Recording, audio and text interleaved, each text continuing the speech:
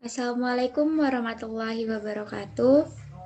Perkenalkan, kami dari Pemroweb kelas E di sini. Sebelumnya, perkenalkan nama saya Cynthia Anggi di Pramita NIM 192410102058 dan teman saya. Dan saya Nurul Hapsari Adenia, NIM 192410102073. Di sini kami akan mempresentasikan hasil proyek kami, yakni proyek Pemroweb. Di sini kita akan menjelaskan tema yang kita ambil.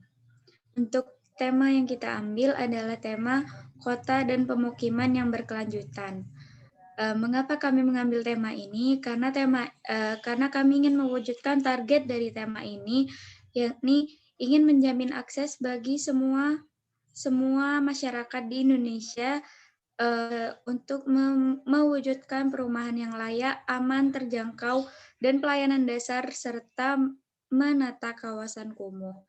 Dan juga tujuan lainnya yakni menyediakan akses terhadap sistem transportasi yang aman, terjangkau, mudah diakses, dan berkelanjutan untuk semua. Meningkatkan keselamatan lalu lintas, terutama dengan memperluas jangkauan transportasi umum. Dengan memberi perhatian khusus pada kebutuhan mereka yang berada dalam situasi rentan perempuan, anak, penyandang disabilitas, dan orang tua. Jadi di sini kami membuat sistem yang dapat membantu pendataan kebutuhan masyarakat di Indonesia.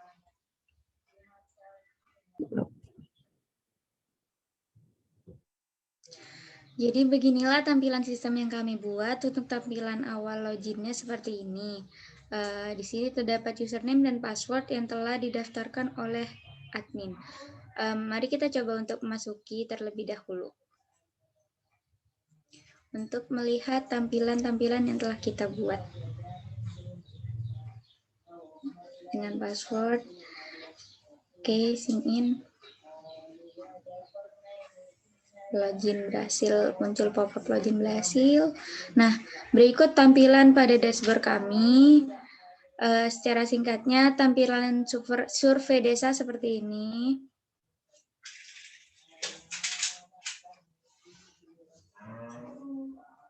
Oke, tampilan survei RT, tampilan survei keluarga, dan tampilan survei individu. Untuk percobaannya akan kami lakukan di akhir video. Sebelumnya, mari kita masuk ke codingan yang telah kami buat.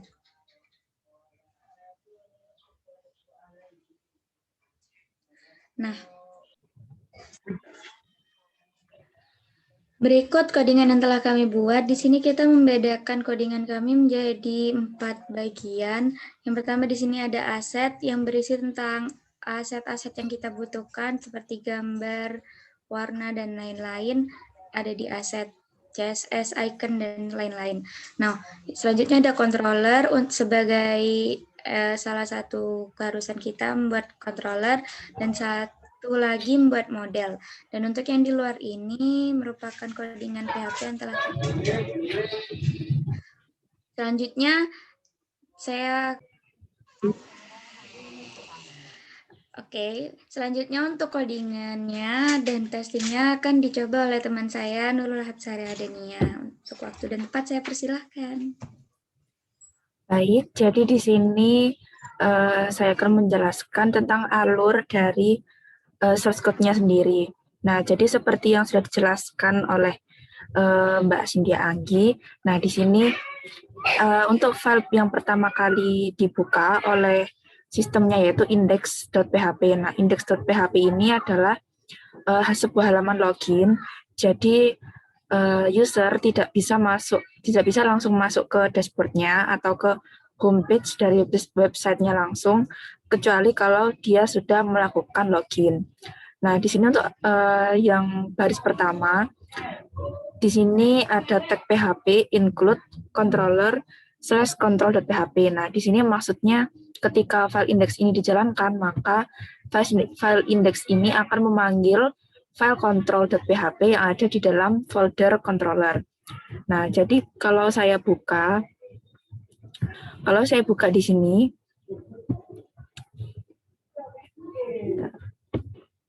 file control.php itu ada beberapa bagian. Nah, yang pertama di paling atas sendiri ini ada session start untuk memulai sessionnya. Kemudian di baris 6 sampai baris 11 ini untuk koneksi ke database, di mana saya dan Mbak Anggi memakai database di phpMyAdmin dengan namanya sdgs_desa. Lalu untuk baris ke-13 sampai baris ke-51 itu adalah mengecek saat loginnya. Jadi kontrol login. Ketika di browser di sistemnya sini, misal saya logout dulu. Nah, di sini kan kita memasukkan username dan passwordnya.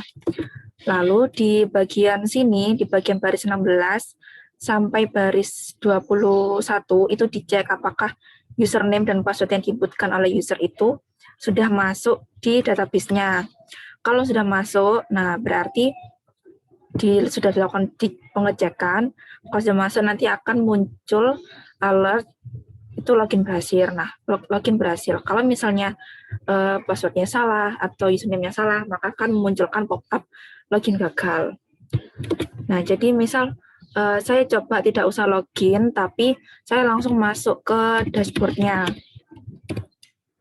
Nah, ini tidak bisa karena ketika sistemnya ini mau membuka dashboard.php, di sini di paling atas sendiri itu ada tag PHP, di mana kalau loginnya sama dengan false atau salah belum login, maka harus diarahkan dulu ke index.php, yaitu di file login tadi. Nah, sekarang saya masukkan username yang sudah terdaftar di database-nya, yaitu Nur Hapsari Adenia dengan password 123. Nah, ada beberapa login berhasil. Lalu di sini muncul secara otomatis nama username-nya. Nah, setelah itu, di sini ada beberapa fitur juga seperti yang sudah dijelaskan tadi, survei desa, survei RT, survei keluarga, survei individu, dan hasil survei desa dan individu. Lalu ada menu logout-nya. Lalu yang pertama untuk survei desa, nah di sini untuk baris pertama sama seperti sebelumnya menggunakan tag PHP include controller/control.php. Nah di sini maksudnya adalah selain kontrol loginnya juga di sini ada kontrol untuk survei desa. Nah jadi ketika user ini memasukkan data-data di dalam formnya, lalu klik simpan, maka data-data tersebut yang dimasukkan akan langsung masuk ke halaman hasil survei desa. Nah, jadi misal saya di sini menginputkan untuk alamat email desa, misal desa@gmail.com. Lalu untuk web desa ada www.desa.com. Lalu untuk Facebook-nya @desa gitu. Nah, sementara misalkan saya isi 3 baris saja di atas ini, lalu saya klik simpan. Nah, maka akan muncul pop-up simpan data sukses. Dan kita akan diarahkan ke halaman hasil survei desa. Nah, jadi sudah sesuai dengan kontrolnya. Itu ketika sudah klik simpan oleh user, maka semua data-datanya diambil dan dimasukkan ke dalam variabel-variabel masing-masing yang tentunya berbeda.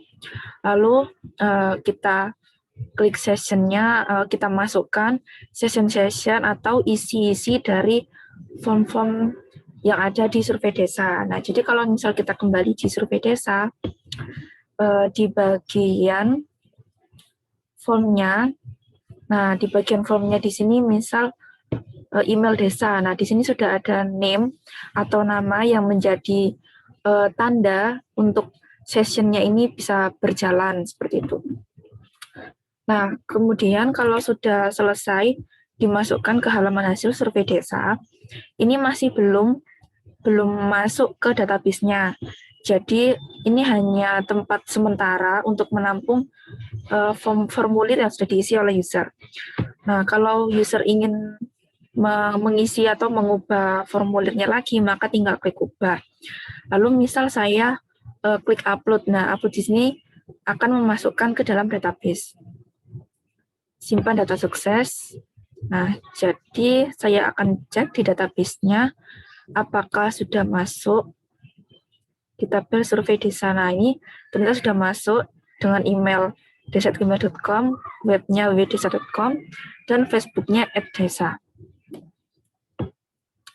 Lalu selanjutnya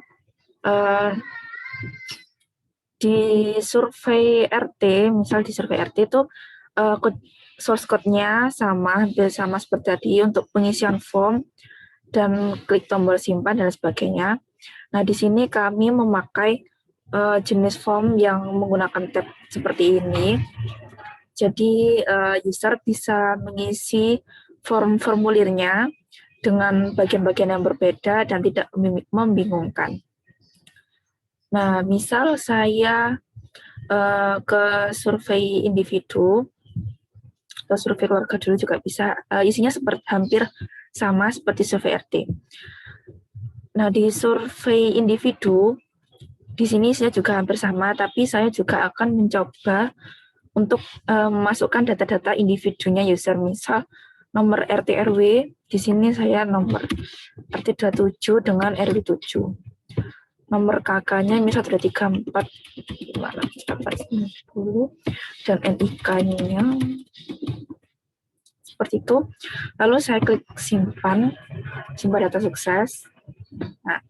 Nah, di sini tidak langsung diarahkan ke halaman hasil survei individu karena di sini masih ada beberapa bagian lagi yang harus diisi user begitu.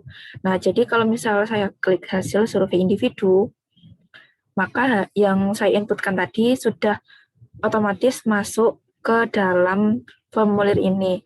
Oh ya, formulirnya ini bentuknya statis, jadi tidak bisa diubah. Nah, kemudian saya klik upload dan coba kita cek apakah sudah masuk di database-nya. Oke. Nah, jadi sudah masuk nomor RT RW 707, nomor KK, dan nomor NIK-nya seperti itu. Nah, untuk decodingannya sendiri juga hampir sama.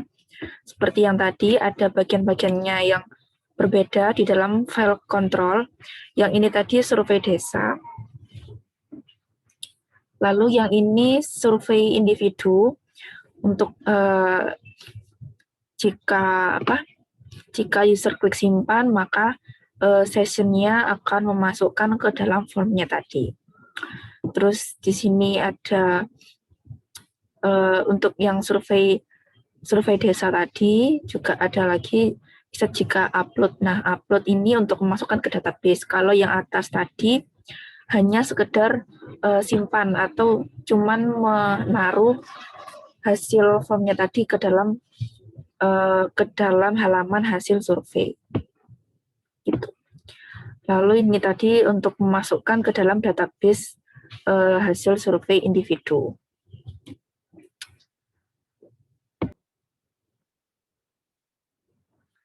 Nah, jadi seperti itu untuk proyek pemrograman website kami sekali ini. Nah, jadi bentuknya untuk bentuk website dari SDGs Desa seperti ini sudah. Kalau user sudah menyelesaikan urusannya di dalam website juga bisa langsung logout dan kembali ke halaman sign in. Nah, di sini untuk penerapan MVC-nya, yaitu tentunya untuk model, di sini kami juga menggunakan database seperti yang ada di sini, database SDGs underscore desa. Yang untuk file export database-nya ada di folder model.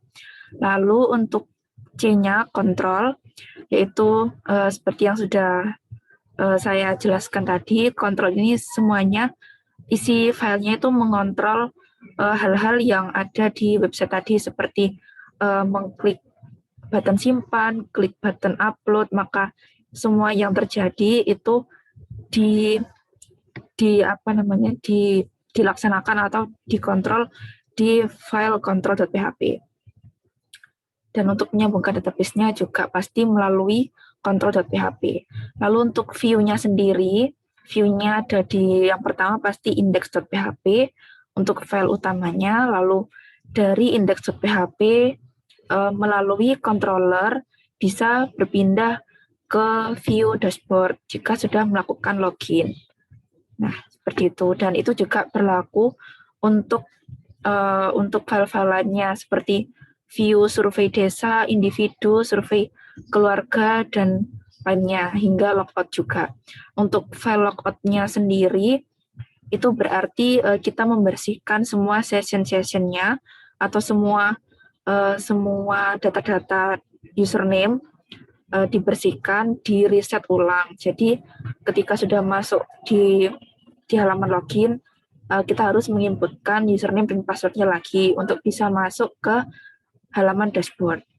Nah, jadi seperti itu presentasi proyek pemrograman website dari saya, Nurul Sari Adinia dan Cynthia Anggi. Kurang lebihnya mohon maaf.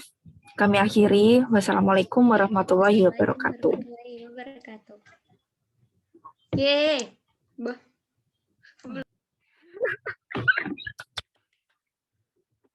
Dorong di